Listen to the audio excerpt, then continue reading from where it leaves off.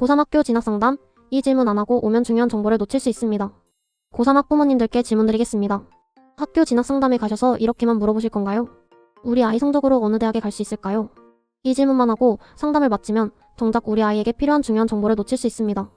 같은 내신 등급이라도 학생부 내용, 과목 선택, 지원학과 그리고 대학별 반영 방식에 따라 지원 결과는 달라질 수 있기 때문입니다. 그런데 뉴스 기사나 온라인 학부모 상담 후기를 살펴보면 학교 진학 상담에서 반복적으로 언급되는 아쉬움이 있습니다. 물론 모든 학교와 선생님이 그렇다는 의미는 아닙니다. 학교마다 상담 방식이 다르고 선생님도 많은 학생을 제한된 시간 안에 상담해야 합니다. 그렇기 때문에 상담의 질을 높이려면 학부모님과 학생도 질문을 미리 준비해 가야 합니다. 오늘은 학교 진학 상담에서 자주 나오는 아쉬움을 먼저 살펴보고 실제 상담에서 우리 아이를 위해 꼭 물어봐야 할 질문 5가지를 알려드리겠습니다. 먼저 학교 진학 상담에서 반복되는 아쉬움을 한번 파악해 보았습니다. 첫 번째, 성적표와 진학 프로그램 결과만 보고 대학을 제시하는 경우입니다.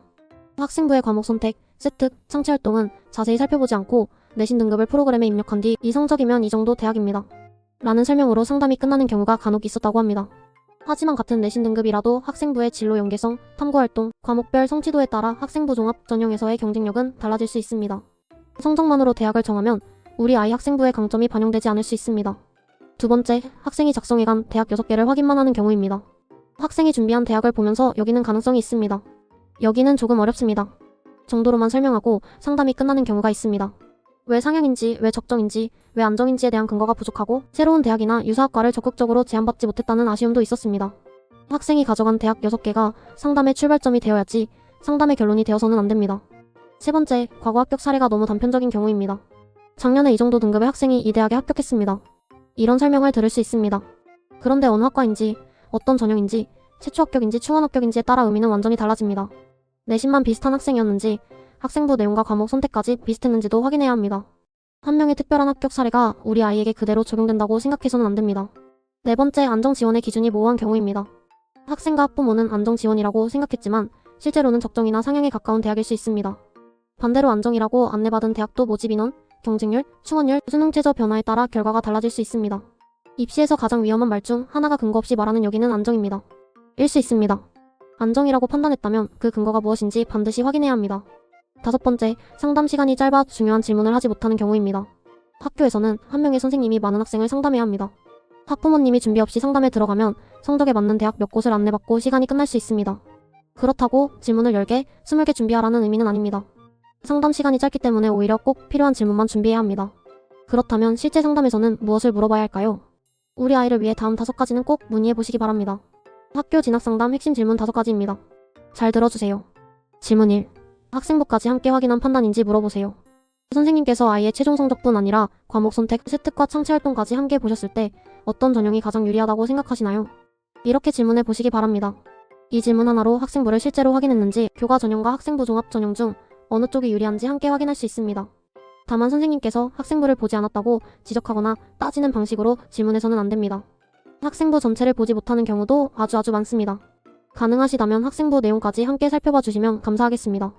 라고 부드럽게 요청하는 것이 좋습니다. 하지만 안 될 수도 있다는 점 꼭 기억하세요. 선생님은 한 학생의 생기부를 보고 컨설팅을 하는 분이 아니니까요. 질문 2. 우리 학교에서 비슷한 학생의 실제 합격 사례를 물어보세요. 최근 2년, 3년 동안 우리 학교에서 아이의 성적과 학생부가 비슷했던 학생은 어느 대학, 어느 학과 어떤 전형으로 합격했나요? 제가 생각하기에는 학교 상담에서 가장 중요한 질문입니다. 외부 입시기관은 전국적인 입시 결과를 볼 수 있지만 우리 학교의 세부적인 합격 사례까지 모두 알기는 어렵습니다. 반면 학교는 비슷한 성적대 학생들이 어느 대학과 전형에서 합격하거나 불합격했는지 확인할 수 있습니다. 가능하다면 대학 이름만 듣지 마시고 다음 내용까지 확인해보세요.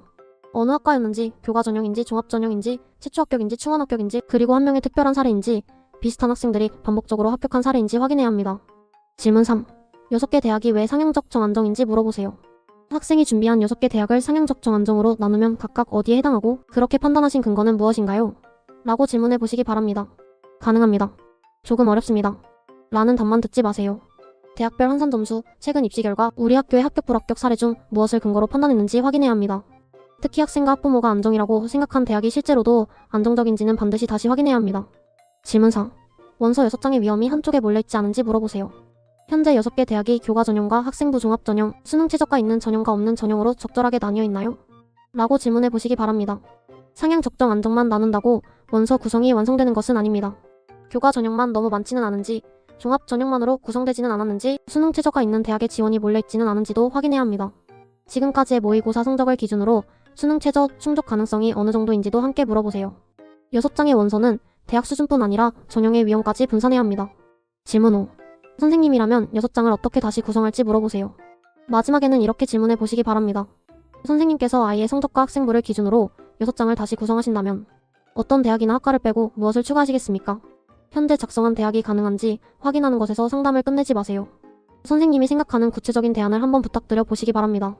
희망학과와 이름이 조금 다르더라도 교육과정이 비슷한 유사학과, 융합학부, 자유전공학부까지 함께 추천해달라고 요청하면 지원 범위를 넓힐 수 있습니다. 마무리니 잘 들어보세요. 학교 진학 상담에서 질문을 많이 한다고 좋은 것도 아니고 나쁜 것도 아닙니다. 핵심은 3가지입니다. 첫째, 성적표만 보고 판단한 것인지, 학생부까지 함께 본 것인지. 둘째, 우리 학교에서 비슷한 학생이 실제로 어디에 합격했는지. 셋째, 준비한 6장의 원서가 대학 수준뿐 아니라 전형과 수능 최저까지 고려해 균형 있게 구성되어 있는지입니다. 이제 아셨죠? 학교 진학 상담에 가셔서 이 성적으로 어느 대학에 갈 수 있나요? 라고만 묻지 마세요. 학생이 준비한 대학과 학과를 미리 정리하고 오늘 말씀드린 5가지 질문을 준비해 가시기 바랍니다. 같은 20분의 상담이라도 어떤 질문을 하느냐에 따라 얻어오는 정보는 완전히 달라질 수 있습니다. 우리 아이들 위한 노력은 지금부터라도 늦지 않습니다. 단, 원하는 결과를 얻지 못하였다고 실망하진 마세요. 시도교육청에서 운영하는 상담도 있습니다. 무엇보다 학교 교사의 상담에서 얻은 내용을 토대로 지원한 후 최종 결과에 대하여 원망하지 마시기 바랍니다. 물론 다른 상담에서 얻은 내용을 토대로 지원하였더라도 원망은 절대 안 됩니다. 최종 선택은 학생과 학부모님이 하시는 겁니다. 지금이라도 잘 준비하셔서 우리 아이를 위한 상담을 하시기 바랍니다.